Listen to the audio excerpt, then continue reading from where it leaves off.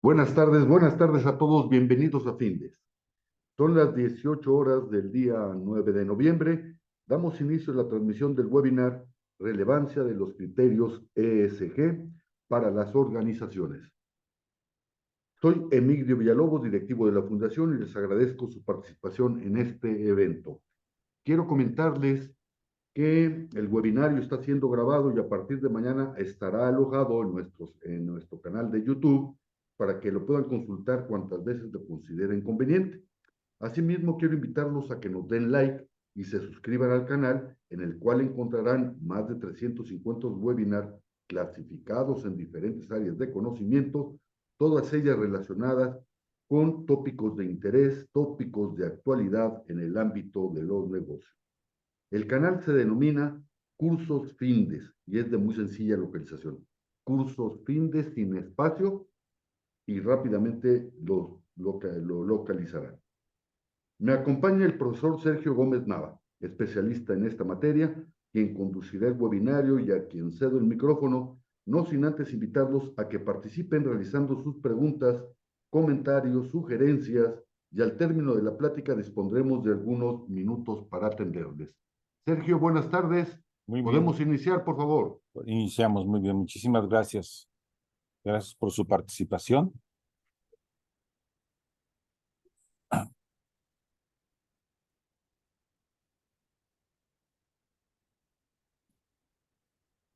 Iniciamos. Vamos a hablar de la relevancia de los criterios de la gobernanza con orientación a cuestiones ambientales y sociales, o una gobernanza ambiental y social.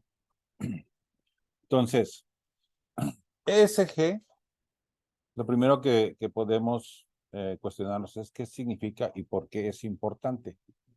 Bueno, los factores ESG son muy importantes hoy en día porque nos encontramos en una época de cambio fundamental. Eh, Prácticamente, según algunos autores, estamos en una de las mayores, uno de los mayores cambios que ha sufrido nuestra especie, la humanidad. Y esto es muy importante porque está afectando prácticamente nuestro entorno, pero de manera muy acelerada. Entonces, los factores ambientales y sociales se están viendo impactados como resultado de la propia actividad de las personas, pero también, siendo un cambio tan acelerado, pues eh, se ejercen presiones sobre las organizaciones. La relevancia es que tenemos que entrar, porque si no, competitivamente podemos quedar fuera. Y pueden traer muchos costos para las organizaciones no entrar de manera oportuna. Entonces, de una manera integrada, estas cuestiones de la gobernanza que abarca, bueno, en los términos ambientales considera cómo se desempeña la organización como administradora de los recursos que requiere la propia organización. Por ejemplo, el cambio climático. Hoy en día tenemos una situación realmente extrema en cuestiones de cambio climático. Prácticamente, como se ha dicho en la cumbre de París, en los acuerdos de los países que se tuvieron hace 3 años, hace 4 años, pues no podemos pasar de un promedio de 2 grados centígrados del incremento de la temperatura. Este año, 2023, ha sido el más caluroso de muchos años, prácticamente desde que tenemos registro, y nos está impactando en 1.5 grados el incremento promedio de la temperatura, lo cual, además de traer incendios forestales espontáneos como los que vimos este año en Canadá y prácticamente llenando de humo las principales ciudades del noreste de los Estados Unidos, desde Nueva York hasta Chicago. También tuvimos temperaturas extremas en Europa y, por supuesto, estamos viendo cómo los fenómenos del niño y de la niña están haciendo que tengamos, por ejemplo, ciclones y huracanes de mucha mayor intensidad. ¿Qué factores vemos entonces? Cambio climático, emisiones, consumo de energía, gestión de los residuos, gestión de la basura y todos los residuos en general, el agotamiento de los recursos, entre otros muchos. ¿Por qué es esto? Digo, básicamente porque hemos tenido un enfoque lineal, no de reutilización, no de enfoque circular. Entonces, estos factores están generando, por un lado, que quienes no consideramos administrados de la mejor manera aquí, los costos se nos van para arriba, por ejemplo, en el uso de la energía, en el uso y la reutilización del agua.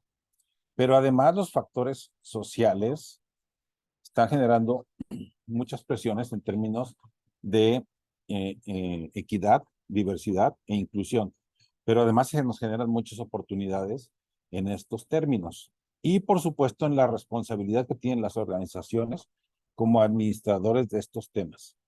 Dicho de otra manera, vamos a ver, entrar y tomar estos factores puede ser muy importante para nuestras organizaciones y no entrar o retrasarnos para considerarlos puede ser muy costoso. Hoy las perspectivas de la responsabilidad se han ampliado a un esquema de lo que llamamos sustentable, es decir, que pueda realimentarse y considerando los factores ambientales, sociales y económicos. O más ampliamente, sostenible. En inglés prácticamente son los mismos términos, sustainable. En español hacemos la distinción y estamos incluyendo los factores, además de sociales, económicos y ecológicos o ambientales, como comentamos ahorita, los factores políticos, es decir, también el involucramiento institucional. Y como ya comentamos, la responsabilidad social tiene estos tres temas como eje. Los factores de inclusión, equidad y diversidad. Esto lo que estamos buscando es que existan mayores oportunidades, pero estas mismas oportunidades también nos traen una mayor diversidad de ideas y de opciones y de oportunidades en las organizaciones. Entonces, hablando del desarrollo sostenible en cuestiones ambientales, lo que estamos buscando es pasar de una economía lineal en donde tomamos, hacemos, usamos y tiramos, a una economía circular en donde tomamos los recursos naturales, los hacemos, los usamos y en todos los casos buscamos reciclarlos y reutilizarlos, reusarlos y repararlos para que nuestros sistemas naturales se puedan recuperar. Estos serían los principios de lo que llamamos una economía circular. A nivel mundial, tenemos los Objetivos de Desarrollo Sostenible, 17 objetivos que han sido firmados prácticamente por todos los países, e incluye estos temas, que van desde aspectos sociales, por ejemplo, buscando el fin de la pobreza, hasta aspectos ambientales como la recuperación de la vida submarina y de los ecosistemas terrestres. Esto es no solamente la situación o el deseo de que, digamos, tomemos conciencia, sino que ya es algo que se convierte en imperativo, es algo prácticamente que tenemos que hacer en las organizaciones. Por ejemplo, algunos de los factores que consideramos en los términos de la dimensión ambiental son, por supuesto, el agua, la preservación del ecosistema y las condiciones para el desarrollo humano. En los aspectos sociales, las condiciones socioculturales y de niveles de bienestar. En las institucionales, que existan un manejo de las condiciones para el involucramiento adecuado y conducción institucional, y por supuesto la infraestructura de los servicios. Si pensamos en las cuestiones económicas, esto es muy importante para crear ecosistemas productivos, ecosistemas de negocio, de tal manera que todos esos factores se tienen que conjuntar. Por ejemplo, pensemos ahora que pasó la devastación del huracán en las costas de Guerrero. Todos estos factores tendrían que estarse recuperando y lo que tendríamos que ver anticipado, lo que tenemos que anticipar, pensando en que cada vez va a ser más fuerte los embates naturales. De tal manera que podemos crear un radar de viabilidad, es decir, como dice el nombre, si puede tomar camino, si puede tomar vía, la evaluación de nuestras organizaciones considerando el entorno. Para esto, las organizaciones tienen que considerar el mapeo de sus factores, perdón, de sus beneficiarios, las partes interesadas, para determinar acciones que sean conducentes a el involucramiento y al desarrollo, pues en equilibrio con los interesados. Pero también tienen que considerar a sus proveedores. El término en sostenibilidad se le llama corriente arriba, como dicen los americanos, el upstream, y corriente abajo, río abajo, el downstream. Es decir, clientes sería downstream y proveedores. No solamente es la propia organización, sino toda la cadena de valor, lo que estamos considerando. Por ejemplo, pensando en a lo mejor una empresa empacadora de productos cárnicos, tenemos que pensar si la empacadora produce o empaca ganado vacuno o ganado porcino, de ambos. Tenemos que considerar desde los productores y no solamente desde las personas o las organizaciones que cultivan el ganado, sino los proveedores de todos sus alimentos, de todos sus nutrientes, etcétera, hasta el consumo que podemos tener en el centro de consumo. Y por supuesto, todo pensando en una economía circular. ESG no es una organización. Lo más importante es que consideramos factores que le den sustentabilidad financiera, incluyendo las consideraciones de los principios financieros y del mercado.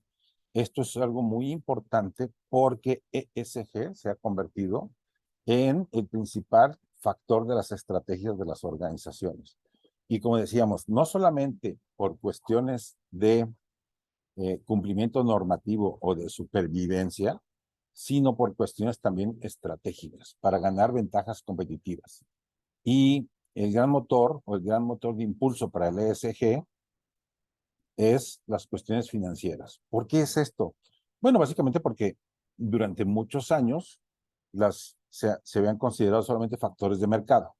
Pero si nosotros vemos o revisamos el análisis del portafolio de las inversiones, estos portafolios tienen componentes de organizaciones que entran, tienen un muy buen desempeño, pero no se mantienen. Y al no mantenerse, entonces hay que buscar otras empresas que conformen el portafolio para mantener estos niveles de inversión. Entonces, pensando en los retornos de los señores inversionistas, tenemos que pensar en aspectos de más largo plazo. ¿Cómo podemos hacer que las organizaciones vean hacia largo plazo, asegurando que sean sostenibles?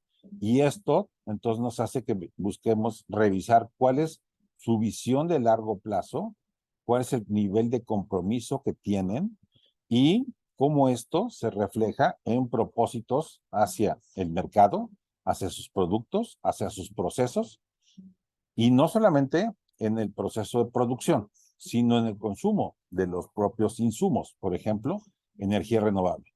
Luego la ejecución de la estrategia, considerando los aspectos que ya hemos hablado de involucramiento social y, por supuesto, de presentación de resultados y de rendición de cuentas, que debería estar orientado a los principios financieros de las organizaciones.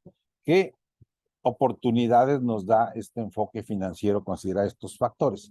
Bueno, de principio a fin, podemos ver cómo en la estrategia vamos a ver nuevos modelos de negocio. Como ya decíamos, modelos de negocio que sean basados en economía circular, que pensemos en la continuidad de la organización, procesos de negocio de principio a fin y también considerando a los proveedores y a los clientes, es decir, a toda la cadena. Luego, crear y mantener ventajas competitivas, por ejemplo, en el uso de energía renovable, que no sean de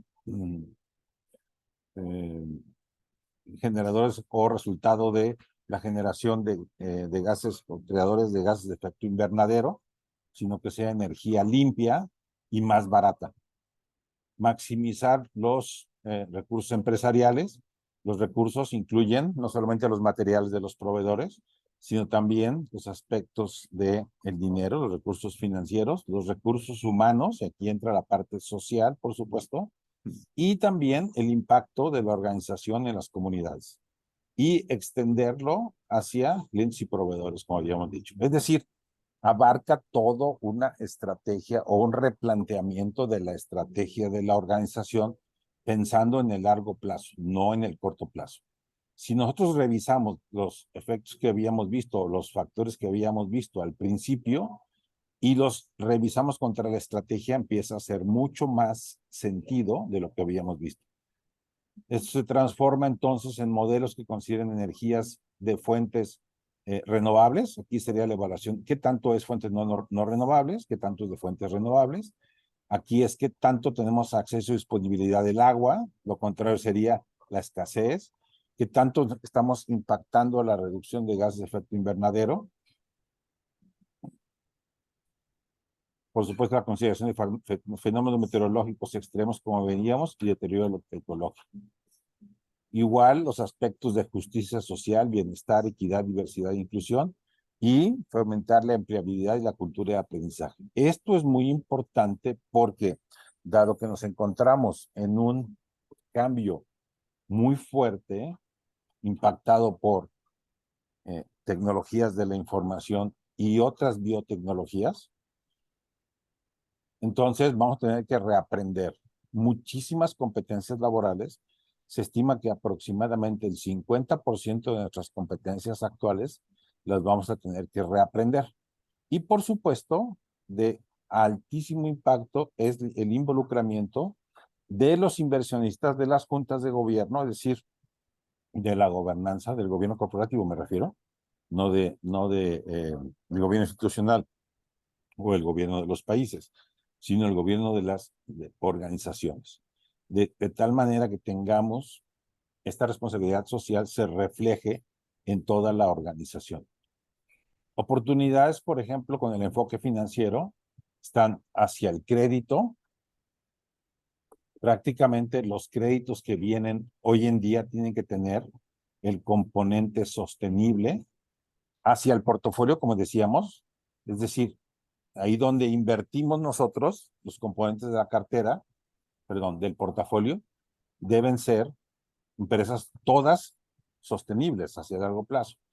En la innovación financiera, por la consideración de nuevos instrumentos financieros que consideren estos elementos de sostenibilidad.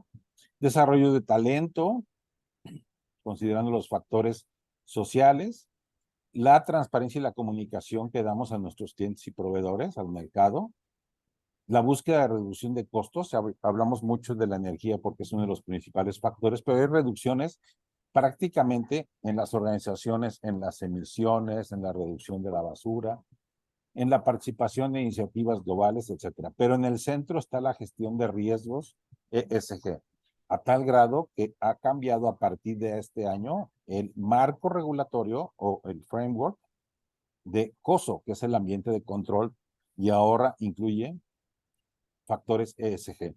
De la misma manera, estamos incluyendo en los principios de contabilidad generalmente aceptados los factores S1, S2, y prácticamente esto se incorpora a nuestras contabilidades. De tal manera que la consideración de factores ESG impacta desde el punto de vista estratégico a la organización, pero es una cuestión de imperativo, es decir, lo tenemos que hacer. Para terminar, ¿qué pasaría si no nos incorporamos? Si no nos incorporamos, los costos de los aranceles van a ser altísimos. Es decir, hacia el año 2050, de acuerdo a lo que tenemos firmado todos los países, debemos llegar a una generación cero de carbonos, o de carbono. Entonces, esto ya lo tenemos encima y prácticamente tenemos que empezar ahora. Hacia la próxima década, en los años 30, ya los aranceles van a ser muy fuertes, a tal grado que, por ejemplo, México, que es un país altamente exportador, si no resolvemos las cuestiones de las emisiones de eh, energías limpias, los costos de las exportaciones van a ser muy altos y prácticamente tenemos el riesgo inclusive de relocalización de nuestras plantas. De ahí la importancia de estos factores. Muy bien, me quedo con unos segundos por si hay alguna pregunta. Sergio, muchas gracias. Ya abriste la oportunidad para que los participantes en este evento nos presenten sus preguntas, comentarios y sugerencias. Y mientras tanto, les recuerdo que el webinario está siendo grabado y que a partir de mañana estará alojado en nuestro servidor en Findes. Vamos a ponerle aquí, perdón, aquí está, aquí está. En el servidor de Findes, concretamente me quiero referir al canal de YouTube. El canal es YouTube Cursos Findes, juntos, sin espacio, para que lo consulten cuantas veces consideren conveniente. Asimismo, quiero invitarlos a que le den like y se suscriban, pues con ello nos ayudarán a seguir produciendo contenidos para todos ustedes. Bien, el micrófono está abierto o bien el chat para quien desea emplearlo a efecto de presentar sus preguntas, comentarios y sugerencias.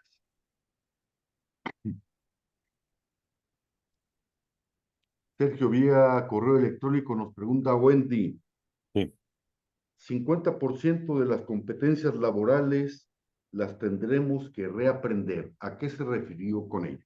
Sí, hay un estudio que presenta el Foro Económico Mundial, el World Economic Forum, y ese es el número el número que presenta, haciendo un análisis de las competencias, digamos, de múltiples empleos que existen hoy en día y considerando factores como el Internet Industrial de las Cosas, hablando de la cuarta transformación industrial y de los avances que se esperan en cuestiones de inteligencia artificial. O sea, muchas de las actividades que hoy en día hacemos van a ser automatizadas.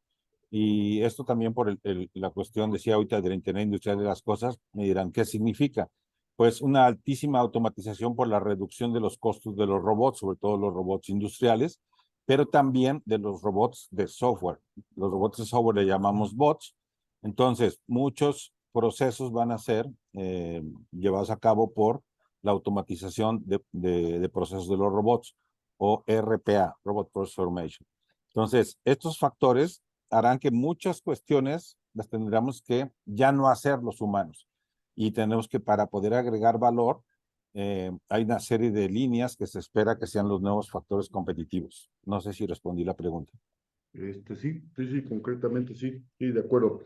Asimismo, Sergio, nuevos instrumentos financieros. ¿Qué aparece?